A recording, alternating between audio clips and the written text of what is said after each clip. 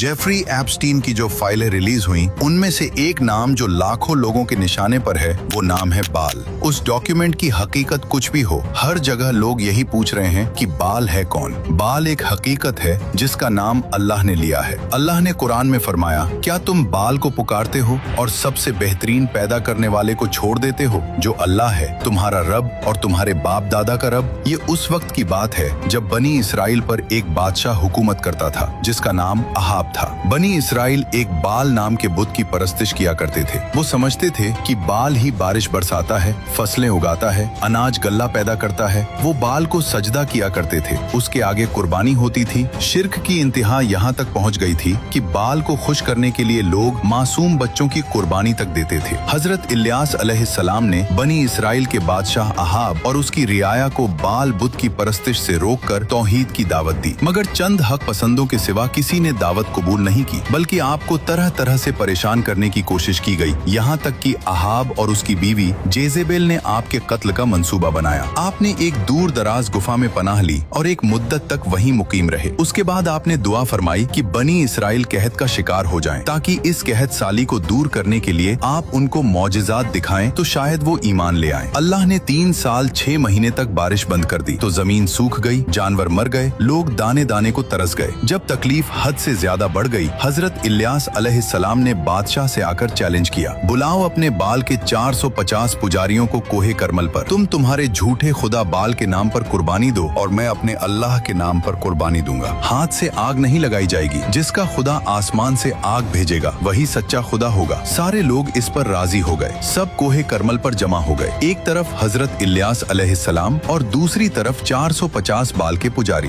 2 बैल लाए गए। पहले पुजारियों की बारी आई। उन्होंने एक बैल को काटा, उसके टुकड़े किए और लकड़ियों पर रखा। सुबह से दोपहर तक वो नाचते रहे, चिल्लाते रहे, ए बाल जवाब दे, जवाब दे। कुछ नहीं हुआ। सूरज तपता रहा, गोश्त सड़ने लगा। फिर वो अपने जिस्म को छुरियों से काटने लगे, खून बहने लगा, लेकिन आसमान से एक चिंगारी भी नहीं आई। बाल पूरी तरह से मुर्दा था। हजरत इलियास अलैहिस्सलाम की बारी आई। आपने ऐसा किया जो नामुमकिन था। 12 पत्थरों को जोड़कर एक कुर्बानगाह बनाई। कुर्बानगाह के चारों तरफ खंदक खोदी, लकड़ियां जमाई, बैल को ज़िबह किया और लकड़ियों पर रखा। फिर 12 बर्तन पानी, लकड़ियों और गोश्त पर ऐसे डलवाए कि सब गीला हो गया, यहाँ तक कि खंदक पानी से भर गई। फिर वो अकेले खड़े हुए और अल्लाह से दुआ की और उसी वक्त आसमान से आग आई। उसने सिर्फ गोश्त नहीं जलाया बल्कि सब कुछ जला के राख कर दिया। इस मौजिज़े को देखकर बहुत लोग सजदे में गिर गए। उसके बाद हजरत इलियास अलैहिस्सलाम ने अल्लाह से दुआ की। थोड़ी ही देर में काले बादल छा गए और जोरदार बारिश हुई। हमारे ऐसे अजीम उश्शान रब की कुदरत को देखकर अभी तक आपने कमेंट और शेयर भी नहीं किया।